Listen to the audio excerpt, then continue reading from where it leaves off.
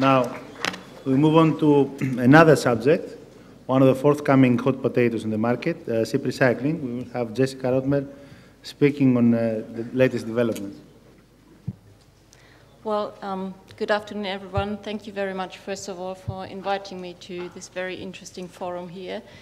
Well, I do realize that it's quite late in the afternoon, but I still do hope that I do get you through this presentation awake. While my topic suggests that I'm talking about end-of-life ships, it is in fact a topic that is related to the whole life cycle of the ship. So I would like to talk about the legislative background of ship recycling, about some practical experience that we gained, and some risks that stakeholders might face.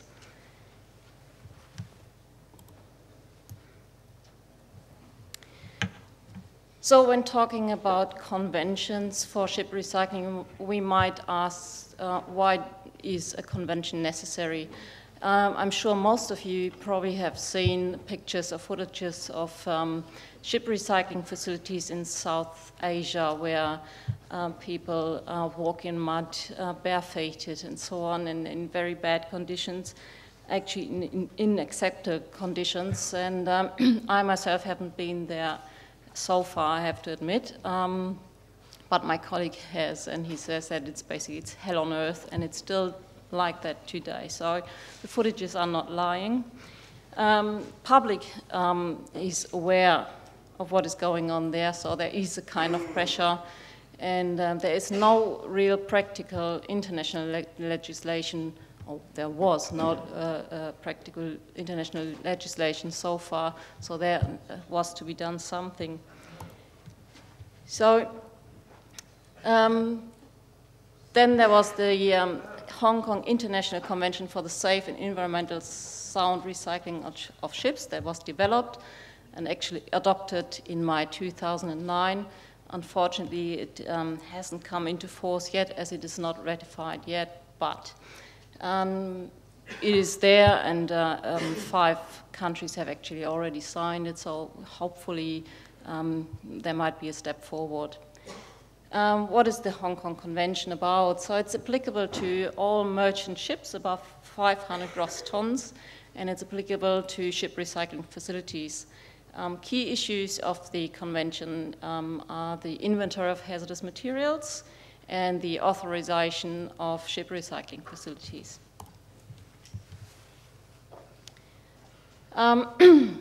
Well, the convention contains 21 articles and 25 regulations. The articles are about main legal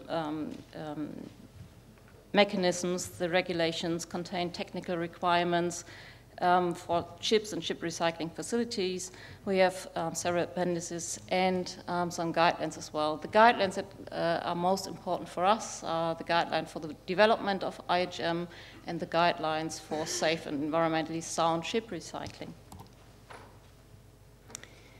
When talking about the IHM, the inventory of hazardous material, what is it? So basically, within this inventory of hazardous materials, it is a documentation of hazardous materials that might be contained on board of a ship. There are different methods for establishing or preparing an inventory of hazardous materials. One is for new ships, or one is for existing ships. And I can tell you right now that we are mostly working on requirements for existing ships, as according to Hong Kong Convention, there's no new ship available so far. And we do have 3 different IHM parts. For the operating area of the ship, the part 1 of the IHM is the most important.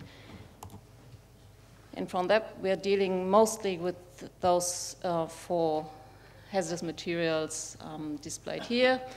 Many important asbestos.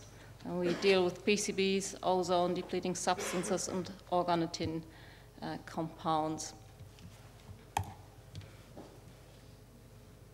So why would someone want to have an IHM prepared? So we do have IHMs for new buildings, not according to Hong Kong Convention, as the Hong Kong Convention is not in force yet. But we do prepare IHMs for new buildings, and that is partly because the ship recycling, not the ship recycling yards, but the shipbuilding yard wants to be compliant with the contractual requirements of the ship owner. So basically, if the ship owner wants to have an asbestos-free certificate, the shipyard wants to make sure that they do deliver an asbestos-free ship. And same on the other side, so if the ship owner orders a ship which is asbestos-free, he wants to know before he receives the ship if all requirements are met. Otherwise, the yard would have to do some rework, which the owner can claim. IHMs for existing ships are being prepared to be, for example, in compliance with requirements of environmental labels. In Germany, we do have the Blauer Engel. Don't know if there's something like that in Greece here, I'm not sure about that. And also, if an existing ship is still in its warranty period, and there is, for example, asbestos being found on the ship, the owner can claim rework by the yard. IHMs for ships to be delivered to ship recycling facilities, I have to admit they're quite rare, but they do exist, and they are, if they should be recycled in compliance with the IMO standard. So quickly talking about IHMs for new ships according to the Hong Kong Convention. The shipyard is actually is to prepare the IHM, and this IHM is really based on information delivered by the suppliers in form of material declarations and suppliers' declaration of conformity, which has to be provided for each product that is on the ship.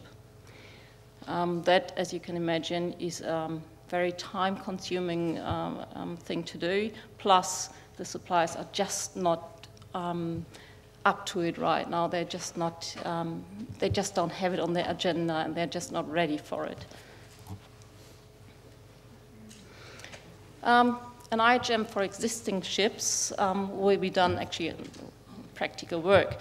The ship owner is responsible for an IHM for existing ships, and he orders an IHM expert to do the work. And this is the work, for example, that we are doing with our company. And we actually do go on board of ships. We do take samples. We do bring them to the laboratory to get them analyzed to see what's on the ship.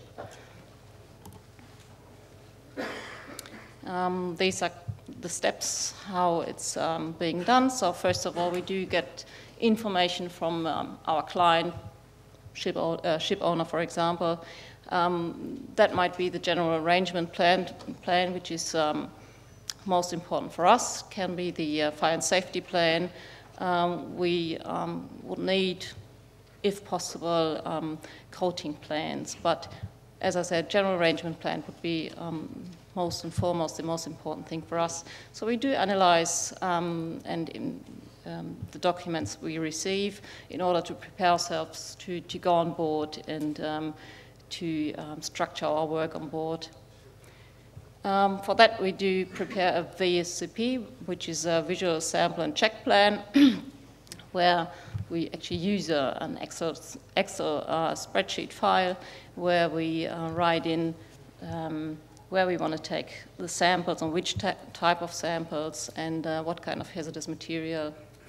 So in case this IHM is to be certified by a classification society, this VCP would have to be approved by the classification society, and then we do go on board and do take our samples, take them with us, bring them, as I said, to the laboratory and get the analysis. And Something that we do, which is not required by the Hong Kong Convention, is we do write a full report on exactly what we've been doing, exactly where we've been on the ship, and where we've taken samples, and where, in the end, you might find hazardous materials or not. So what is the use of the IHM? First, to know exactly what is on board of your ship. And secondly, for a ship recycling yard to know exactly what they're dealing with, where to find, possibly, where to find hazardous materials and how to deal with that. And the ship owner actually can choose a ship recycling facility according to his needs. So to see whether the ship recycling facility is able to handle the ship. The ship recycling facility requires occupational health and safety, of course. People need to be trained. They need to have PPE, so personal protective equipment. The ship recycling yard must be able to handle hazardous materials in a safe way. They need to be able to store them and have disposal facilities and so on, so on. So again, the IHM is there to match ship and ship recycling facility, and is obviously important for detailed planning of the ship recycling. Yeah, well, as I said, the Hong Kong Convention is not in force yet, and it probably won't be, I'm afraid to say so, for several years to come. So the EU started to draft their own proposal for a regulation of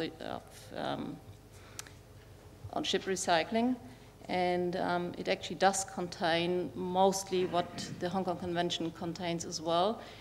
They do require IHMs for EU-flagged ships, and for all ships that are calling EU ports. So that will be safe. Something that is discussed very heavily actually during this week, so we will see what comes out of that during the EC Commission discussion in this week, is whether a financial mechanism to finance the environmental side of recycling of ship is being brought through. It is intended to install a fund where ship owners have to pay in once they call a EU port. But as I said, this is heavily discussed. So I just heard that I have to speed up now, so I have to skip a few slides, I'm afraid. So I just wanted to talk a bit of our own experience, and mostly people are concerned about asbestos. And as we probably have not seen on the slide before, the blue parts you see, this is where areas where asbestos is banned or restricted, so it's not that much. And asbestos is still being used in, or has been used in about 3,500 products, so you can be sure that asbestos is still within a new built ship, because you do have a worldwide supply chain, and the danger is always there.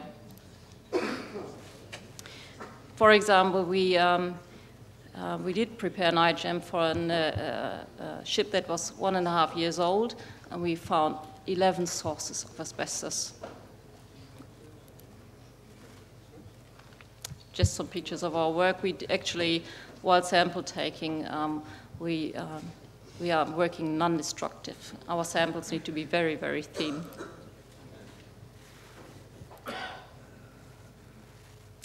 That might be interesting as well. The picture that you see on your left, that's from an old ship, and it looks very horrible stuff, where everyone, inclusive us, would have said, well, this is certainly asbestos.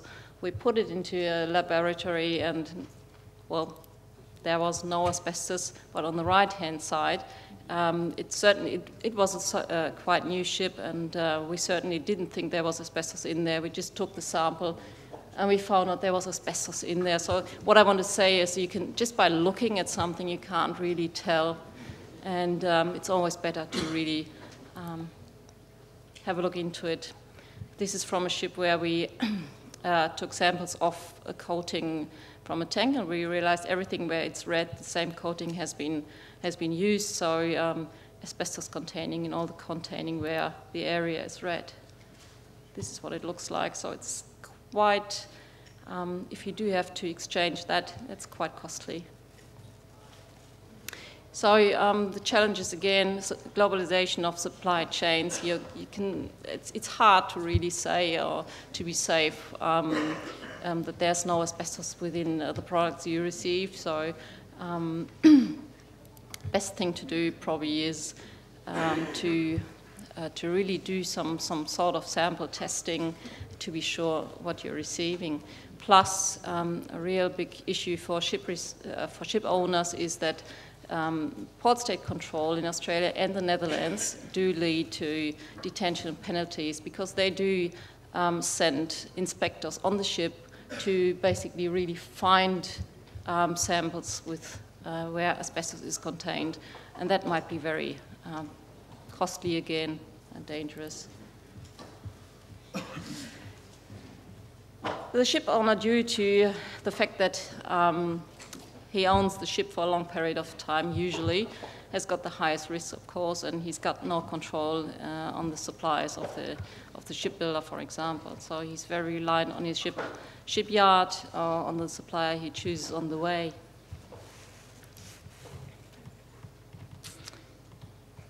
As I said, best is to have inspections to see what is on your ship and if there might be any dangers hidden somewhere around.